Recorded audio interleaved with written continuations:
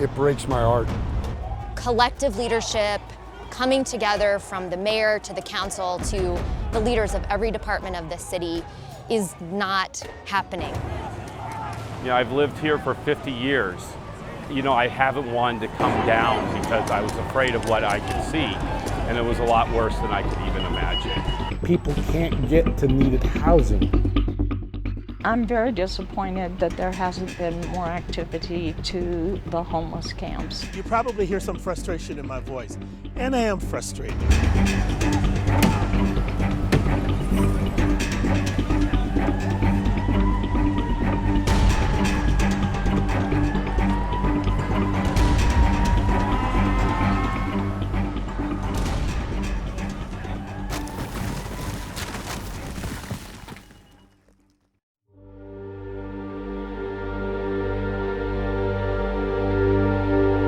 Our country should find a way to allow every individual, regardless of your race or your income status or your geography, to succeed and be a great American.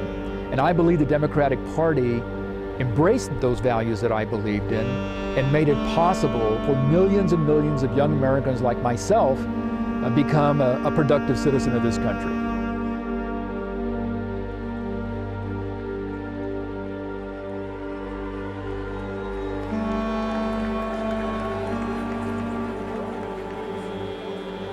Hi,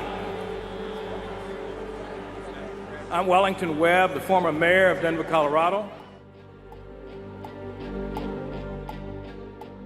For decades, Denver has been the economic hub of the West.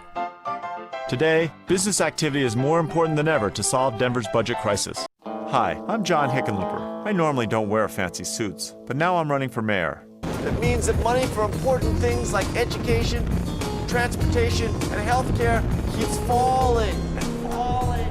It's easy. Visitors kick in a little, you pay nothing. Denver wins big.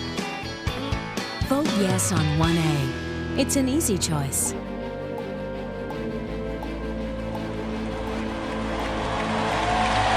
Thank you.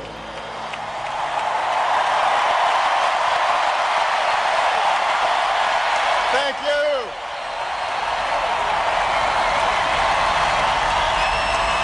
Thank you. Tonight I say to the people of America, to Democrats and Republicans and independents across this great land, enough. This moment,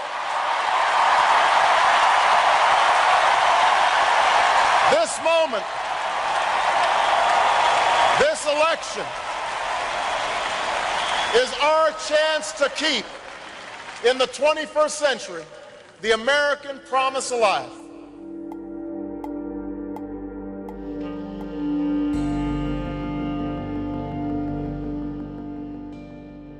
Finally tonight, an ambitious plan to end homelessness in Denver. Mayors have to be pragmatic. It comes with the job.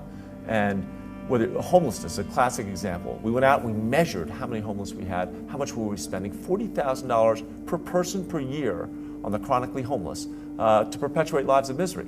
We can spend less than half of that and put that person in a shelter, give them wraparound services and counseling and job training, get them into a job, and suddenly we're actually saving money at the same time we're doing something humanitarian. Good afternoon, everybody. Today we have the privilege of hearing from Jamie Van Leeuwen. I've known Jamie from way back when, at the time that he won an award for Urban Peak for the work that he's done with the youth on the streets of Denver. Homelessness is truly a serious issue in any community. And you know, it's a scary thing when you think that we are one serious illness or one job loss away from pretty much being on the street, and how to avoid that and how to help those people get back on their feet and become a productive member of our community.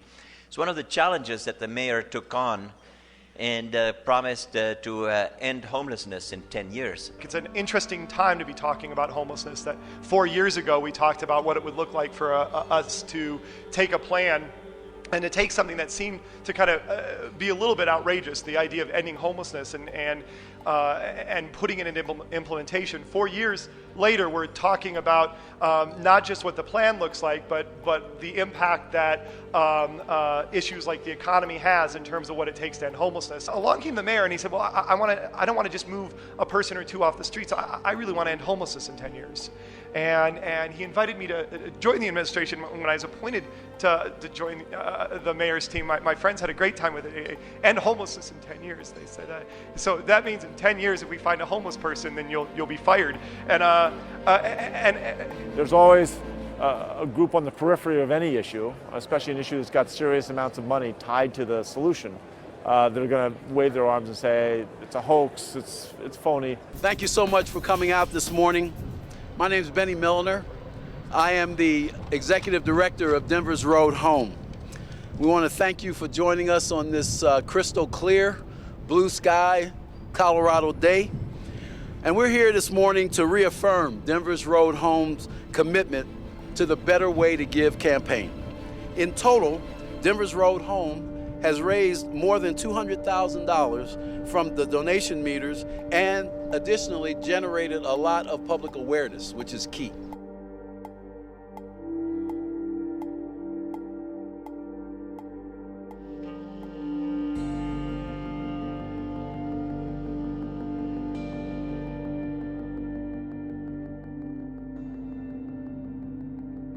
Listen, we know that there are 5,000 homeless people living in the city and county of Denver who desperately need our help. 21% of the homeless tell us they have mental health issues. 18% self-report that they have substance abuse issues.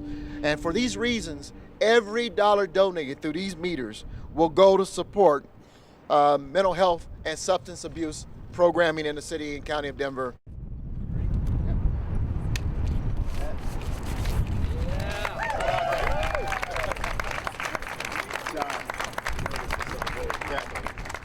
So we're going to tell you something. You're going to be able to identify these meters primarily because of their color. And they're blue for a reason. Number one, we selected blue because it's symbolic of our nature. Blue symbolizes strength, new beginnings, and optimism. All the qualities we know that a homeless person will need as they embrace their journey to self-sufficiency. Decline, no. Denver's plan to end homelessness is called Denver's Road Home. It's about creating an opportunity and helping people regain control of their lives and restoring hope. We recognize that 64% of the homeless in Metro Denver are people and families with children. 1/3 of the homeless are working, and the most commonly reported reasons for homelessness is the loss of jobs. We're encouraging people when they come through DIA security and they have spare change in their pocket or their purse to pull it out and to drop it here in our bucket. This will allow us to make a difference in the lives of those who are struggling with homelessness. I'm going to show you just how easy this is. I am honored to make the very first donation.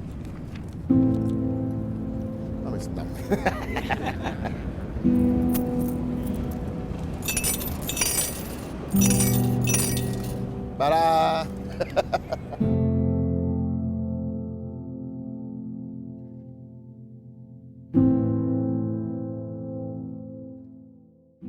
Ain't no party like a PJ party, 'cause a PJ party don't stop. Oh! Ain't no party like a PJ party, 'cause a PJ party don't stop. Now join us. Ain't no party like a PJ party, 'cause a PJ one more time. Don't stop. Ain't no party like a PJ party, 'cause the PJ party don't stop. Woo! Congratulations. And once again, Denver's Road Home Executive Director, the military sergeant who will bring you all to attention, Benny Milner. Good evening, good evening, good evening. Thank all of you so much for being here. Let me welcome you to the Residence Inn and our great tradition, our 10-year tradition here of coming together to see what we can do to address the problem, the tragedy of homelessness in our community. I started my time as executive director at Denver's Road Home 3 years ago. As a matter of fact, 3 years ago, my coming out party was the PJ party. And it was my first day on the job. And it's been nothing but great expectations since then.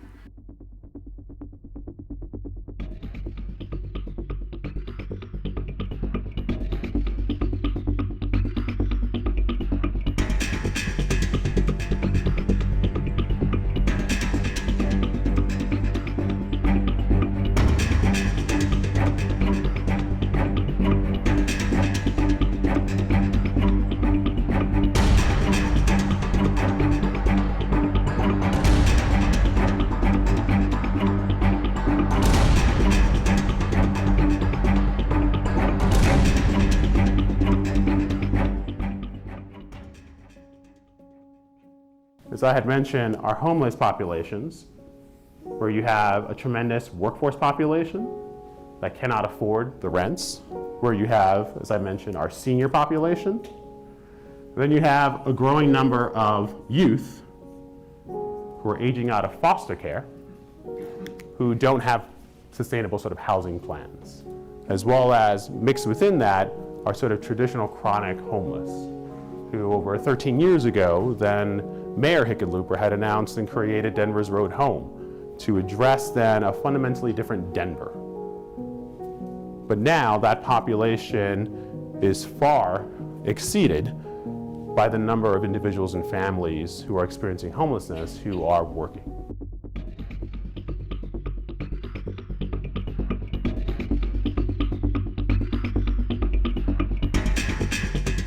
I, John W. Hickenlooper, do solemnly swear that I will support the Constitution of the United States, that I will support the Constitution of the United States,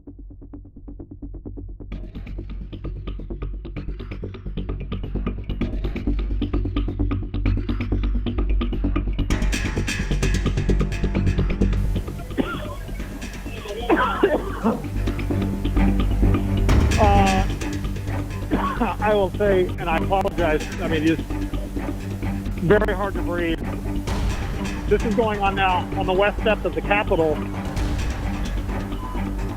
And it is almost, and there's more tear gas right here being deployed.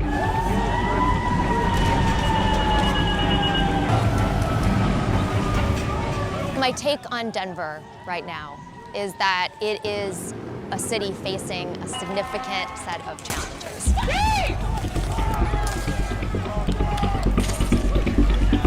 When I first saw the damage at the Capitol, it really was a sad moment. There's so much history that's embedded here in our capital. Colorado became a territory in 1861. When I first saw all this, came down and walked around and saw the encampments growing in the park, the graffiti, the boarded up windows, everywhere, all around the city, and your heart drops. If you're honest, you've got to acknowledge that we're slipping backwards. We're losing ground in this city. And it's unfortunate, and frankly, it's personally frustrating because many of the issues we're dealing with, except for the pandemic, were foreseeable because we talked about them. You know, coming downtown is not going to happen for me or my family. I think bringing them downtown now is putting them in jeopardy. It's not pretty to look at, it's not safe. Democrat, Republican, who cares about any of that? We're America, people come here all over the world, this is the greatest country on earth. There's a reason why everybody wants to come to this country, and that is a fact. But let me tell you, if they don't get a hold of this, those 100,000 people that work downtown are gonna quit coming down here. There's nothing more devastating than to come downtown and see what's happening.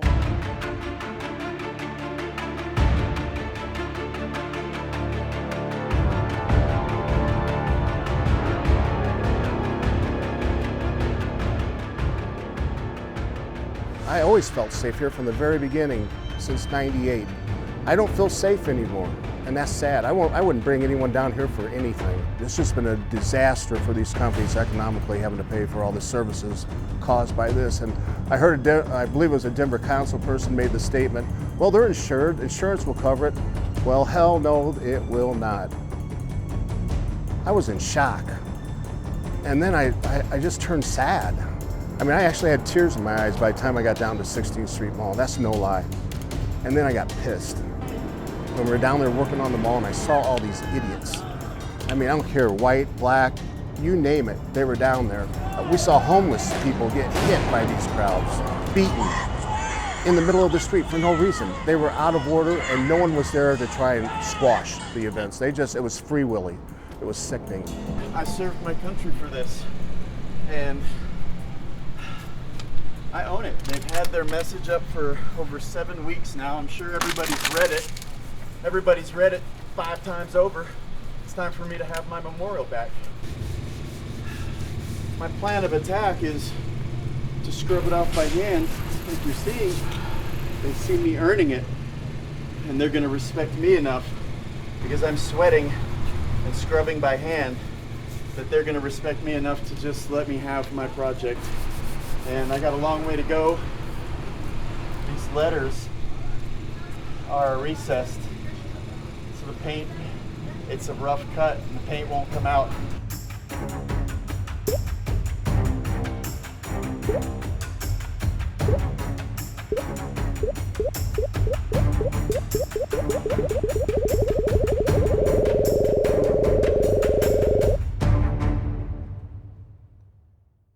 This is the intersection of Broadway and 13th.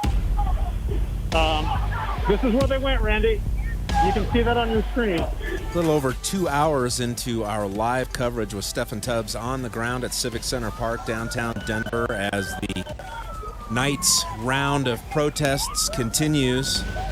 These tear gas canisters are just flying everywhere. This guy just got hit with one. The guy right there, for those of you online, this guy's picking one up and he's throwing it back at cops. I mean, just take a look at this, my God. What I tell people now is instead of arguing with your neighbors or people who are Democrat or whatever, just get them in the car, promise them lunch or something like that, and drive downtown. You don't have to get out of your car. Just drive up and down Lincoln and drive down Broadway, and you'll see what we're talking about. Now, they're trying to clean up the Capitol right now, but it still is a disaster area. It's something we should never allow to happen to any of our major cities. I didn't want to see the destruction. I didn't want to see the graffiti. I didn't want to see the broken windows and some of the civil unrest. But I appreciated and understood the need to march and the need to be visible and vocal and speak about the desire for change now. It is surreal. It's utter disbelief, to be honest with you. I don't know how else to say it. We called the non-emergency line and the emergency line to report drug deals, attempted assaults, and no black and whites showing up to investigate. So we went and walked over and knocked on the district door ourselves to finally be heard. We spoke to Sergeant Lucero. He told us in no uncertain terms, one, that this is a highly political issue. They're being told by the mayor to stand down. Before we left, he told us directly to our face that we are on our own. As residents of this area, we are on our own, and we are basically, I guess, have to protect ourselves.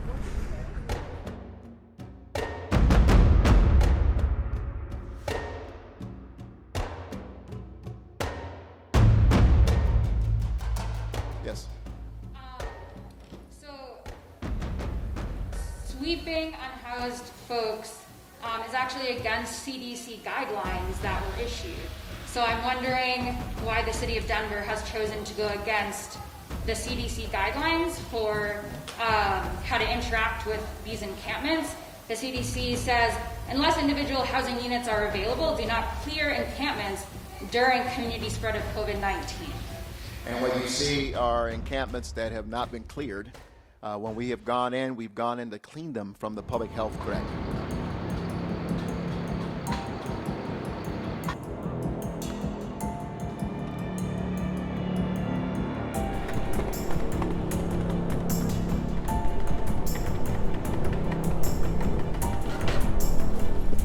What kind of message is it sending from the state to law-abiding citizens that this seemingly is tolerated by you and state government? No, I have zero tolerance for unlawful behavior, and I hope that any perpetrators of unlawful behavior, whether it's defacing buildings or engaging in violence or crimes, they should be apprehended and they should be charged.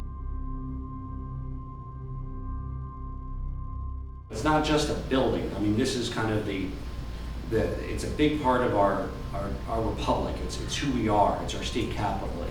It's symbolic, it's important, and frankly, when it is desecrated, we all are desecrated, and democracy is desecrated.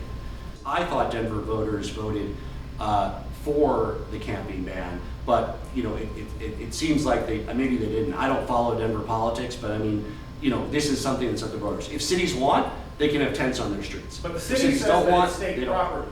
The city says it's state property. Oh, well, they are welcome to come onto our property and remove tents. We not only welcome, I would encourage and invite anybody, if there are anybody who is squatting on state property, we encourage anybody, law enforcement agency, of course, to come remove them. I've asked the mayor and the city council, and I really want the city council to act, and the mayor, but they've, obviously we've been asking them for weeks.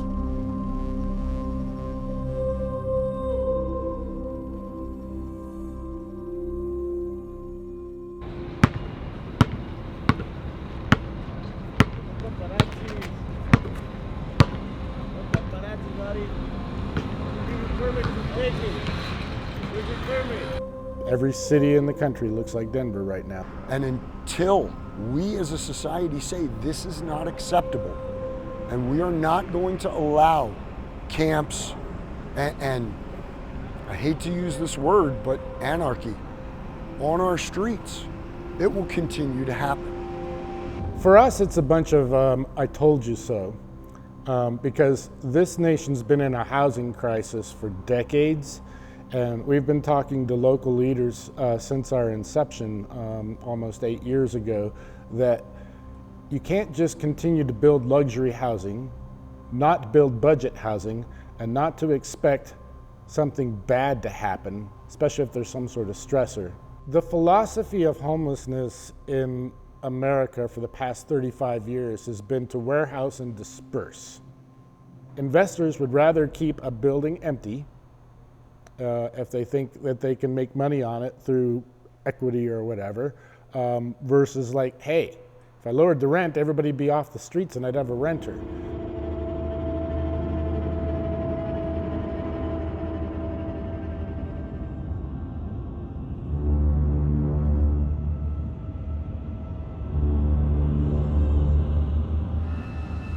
How long have you been homeless? 15 years. Is every day a struggle? Yeah.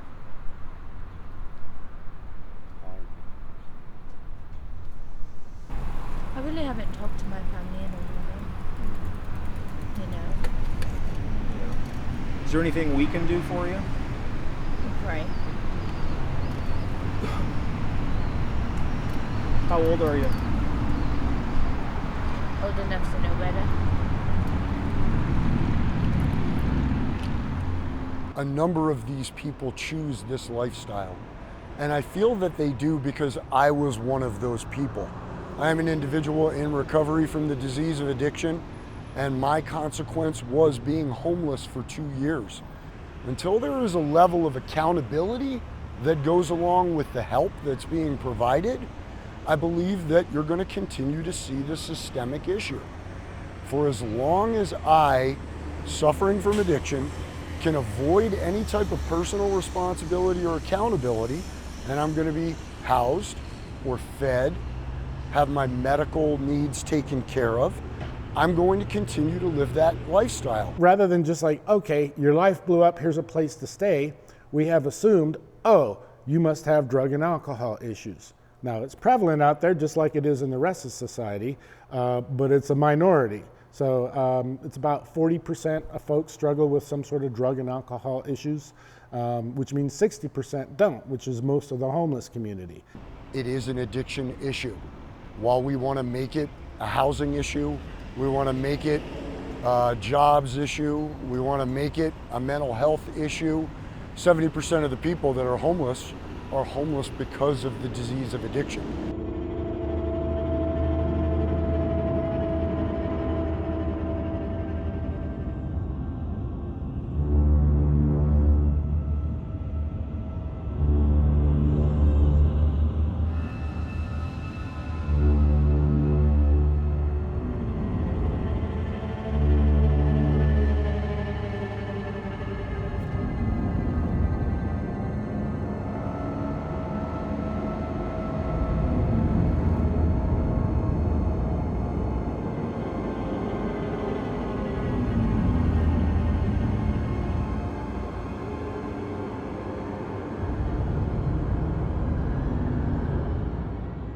I see this as a problem stemming from progressive liberal control over the inner cities for 60 to 70 years. This didn't just start this election cycle. It's been going on for a long time.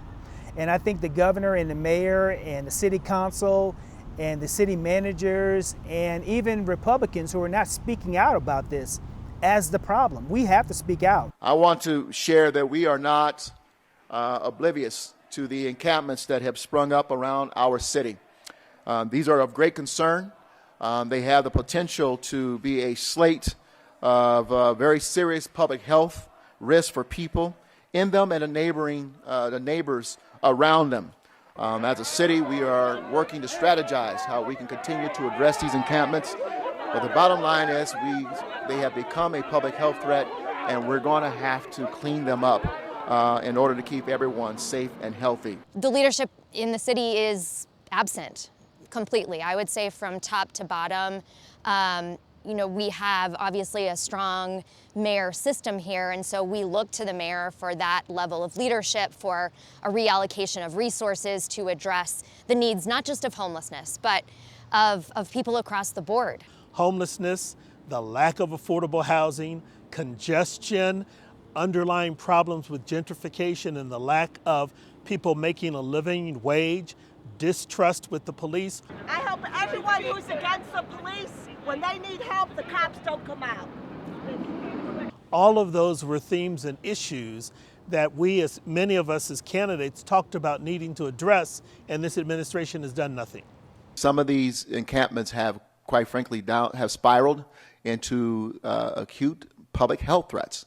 And there's a great concern when you are allowing feces and needles and other unsanitary conditions to exist, which we have found in some of these encampments.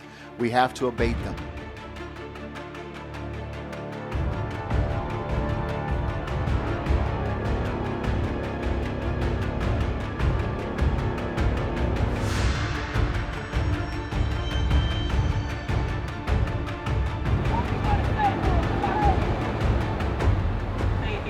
They need help, and the governor and Hancock need to change some things up instead of creating chaos, animosity, hatred, and everything towards everybody else. That's getting nobody anywhere. Since the election, I think the administration has sort of gone back into hiding.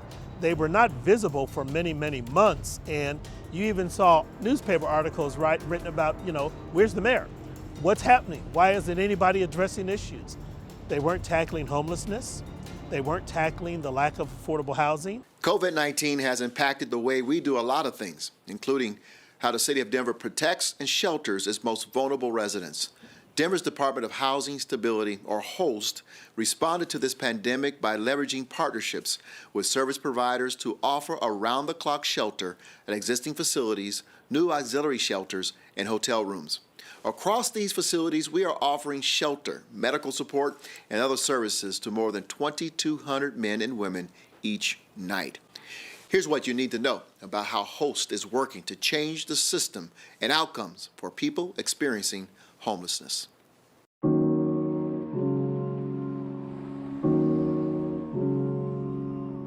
I would ask you to reframe how you think about the issue of homelessness. Homelessness is a context that people are living in. It is not who a person is.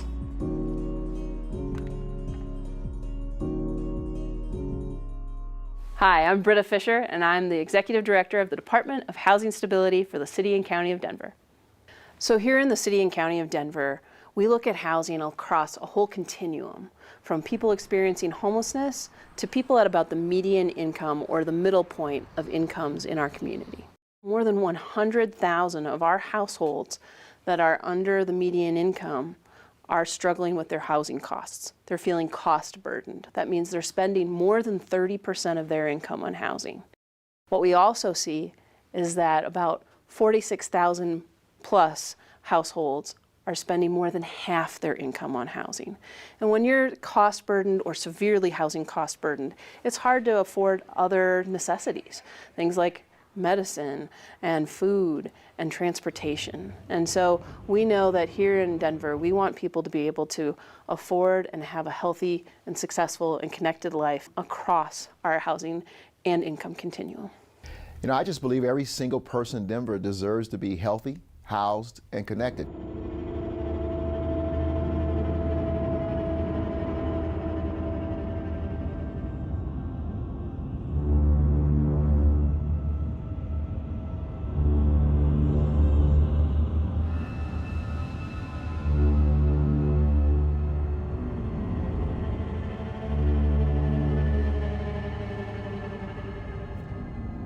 We saw these things coming. We were already seeing problems bubble up economically, with the homeless, with costs of housing, with so many things in our community changing so quickly and really being driven by a development, go as big and as fast as you can in the community. There's a part of me that's relieved that we're finally addressing this, because what I saw were people living in squalor, garbage everywhere, human waste, needles, a blasé attitude from those that were living in that environment.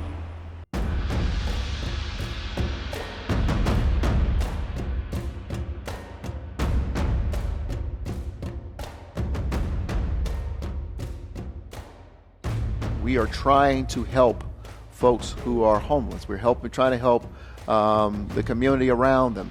And we're going in with great risk as public officials to clean the sites up.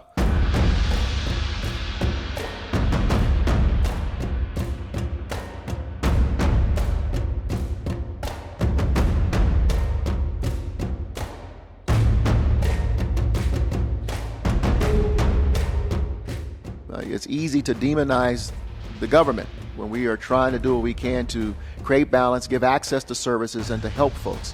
But in reality, that's what we're trying to do. We are not trying to hurt our neighbors who are experiencing homelessness. And I want people to hear that loud and clear. There wasn't fear. There was very minimal anger. It was, all right, we've been here before. Let's find our next home. And that breaks my heart. When do we as a society decide it's not okay for the rights of some people to supersede the rights of other people? When it comes to city council, it's split. Some folks just ignore the whole thing. They hope it goes away. And as they ignore it, it gets worse. Others are trying to work towards better options. Some of them are trying to do it too slowly. Like, no, man, you just gotta, if this is where we're going, let's do it. Let's not take 50 million steps to do things that we need to do. We can do it again. The money's there. So it's just a matter of political will in order to do it.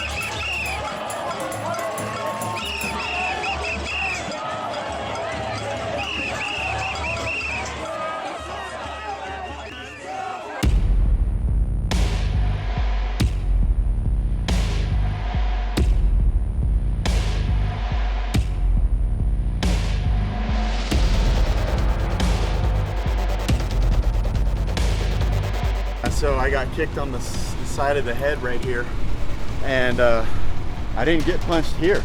The kick to the side of the head blackened my eye, and so I was pulling off somebody who was kicking another person that was down. I got pushed down, and that's when I got kicked and punched. And so it's just part of the sacrifice that you're willing to make to protect somebody.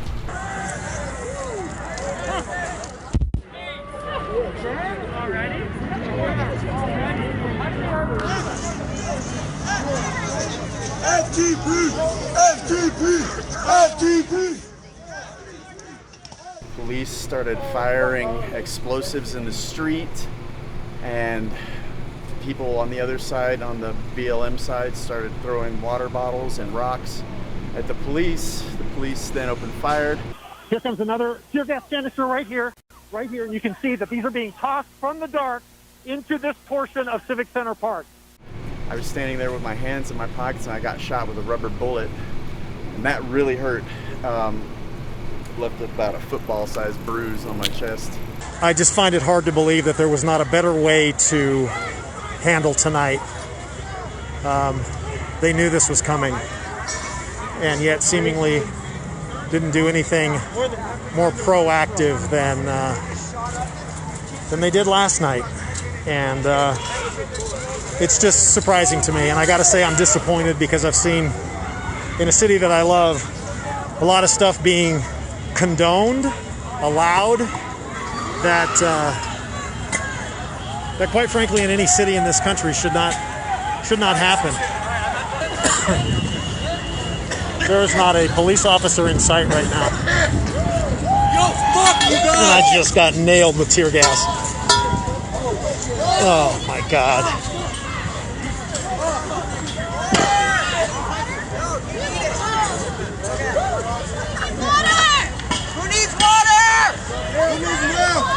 Anybody need water? And here they come right now. Safest place that I've found is behind a tree. Right? But watch out, they're coming there and here. Okay, thank you. You need to watch out. Okay, thank you. In 31 years of news, I have never covered any type of civil unrest or anything like this where there was not, you can hear a big grenade, flash grenade there. I've never covered anything like this where where there is no public announcement or through a bullhorn from the police that the crowd must clear, disperse the area.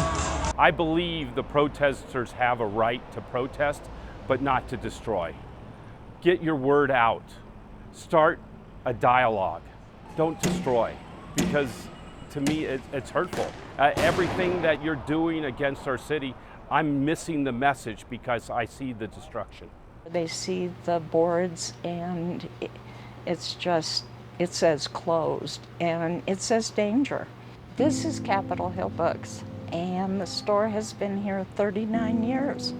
It was at night that things got really bad and they got bad for the neighborhood. I just don't think we're getting a response from the police. And the one policeman who showed up basically said, "What do you want me to do?"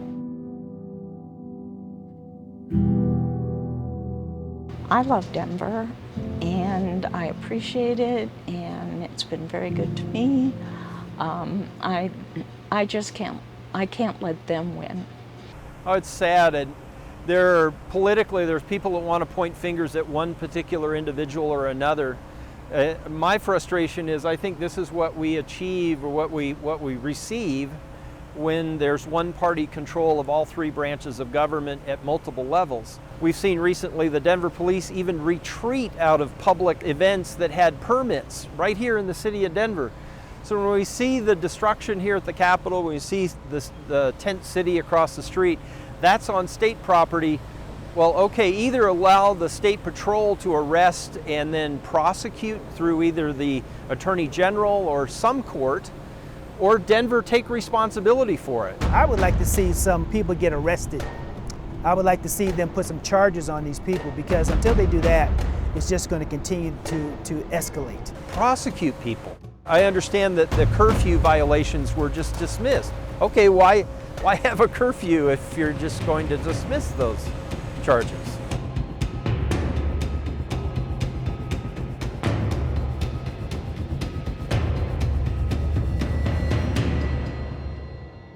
I have the deepest sympathies for anybody that was injured as a result of this. It's unfortunate. This is certainly not how peaceful protests are supposed to play out. It's disappointing that anybody would resort to violence. Was there an order from the mayor to you that there was not to be any kind of engagement? Not at all. Our officers were ready to intervene if anything became violent, and that's exactly what they did. They stepped in and took action when required. Chief, you know my respect for you, but I Yes, saw sir. people getting pummeled, kicked on the ground, gashes in their foreheads. This protest group, with all due respect, sir, your officers did nothing right in front of me. Nothing. Tonight, the city of Denver should be ashamed if the edicts came down from City Hall that this is what we were going to be allowing, and it is why this has gone on this long. Some adults need to step into the room, step into the discussion. Where are the leaders? Where are the Democrat leaders and Republican leaders?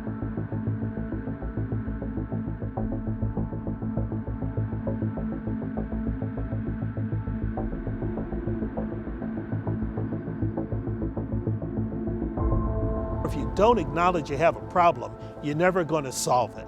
And this administration was so busy saying everything's good. Look, we're the second fastest gentrifying city in America. That's got to be good. Well, no, it isn't. I feel like there's silence across the board from anybody in this community to talk about what tomorrow and the next year and the next 5 years looks like for this city. Greedy people bought them, and they owe favors to the greedy people that bought them. We can do better, and we have to do better, and we want to do better. Thank you all.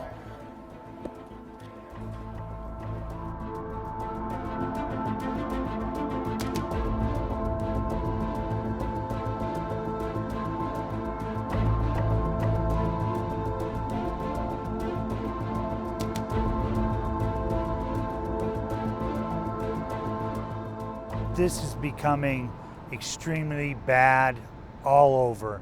And where I come from is, for about 25 years, I was a drug addict, and I lived on the streets. I lived in that park, I lived on Broadway, I lived in dumpsters. I was a heroin addict, coke addict, meth addict, and had been to prison twice. If you look at the failure of leadership to act, we knew we had a homelessness problem last year and a half, because we talked about it at every candidate forum.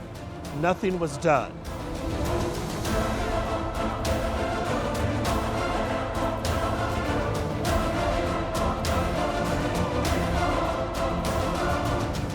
The way I describe Denver, actually, after walking around the Capitol, you know, it's a little bit like a war zone.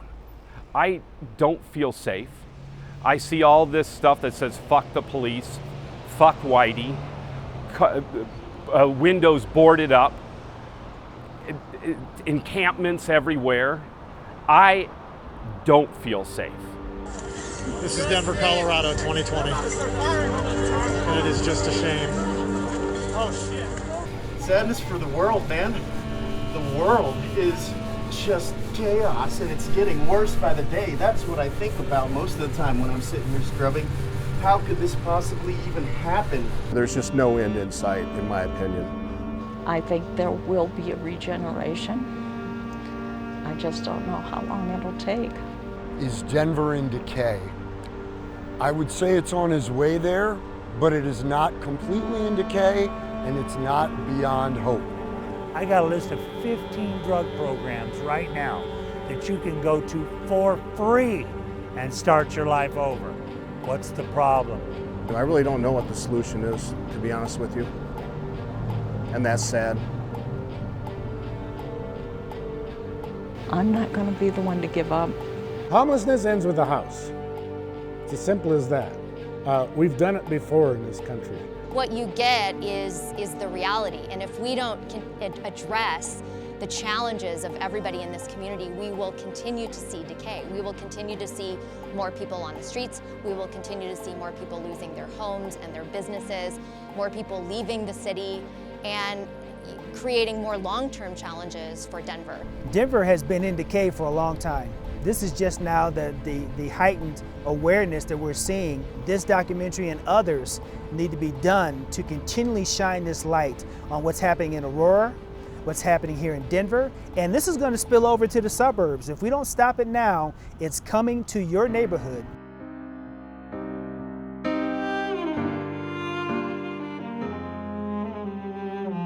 La la la la la, la la la la la, la la la, la la la la la, la la la la la, la la la la la, la la la, la la la la la.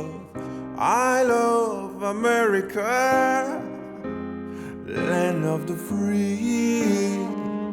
I love what you do for me, sweet lady liberty. Come from near, we come from far, from generations on and on, seeking a better life under your constitution, where the rich and the poor have equal rights, and every race and creed are here to fight human rights. I love America, land of the free. I love what you do for me, sweet lady liberty. La la la la la, la la la la la, la la la, la la la la la, la la la la la, la la la la la, la la la, la la la la. I love this country, yeah. America, I love you so. We hold these truths to be self-evident. All men are created equal. From Genesis to Revelation, there is no confusion. No, no, no, no, no. Injustice of any kind has no room in America. Terror of any kind has no room in America. This is a land of opportunity. This goes for everybody. La la la la la, la la la la la, la la la, la la la la la. La la la la la, la la la la la, la la la, la la la la la. I love this country, yeah. America, love you so. Every man is your brother until they choose to be your worst enemy. Every woman your sister until she proves you from a different species. Forgive once, forgive twice. Third time live that community. Why don't we get along? Why can't we get along? Yes I can, yes you can, yes we can. I love America, land of the free. I love what you do for me, sweet lady liberty. I love this country, land of the free. America, love you so.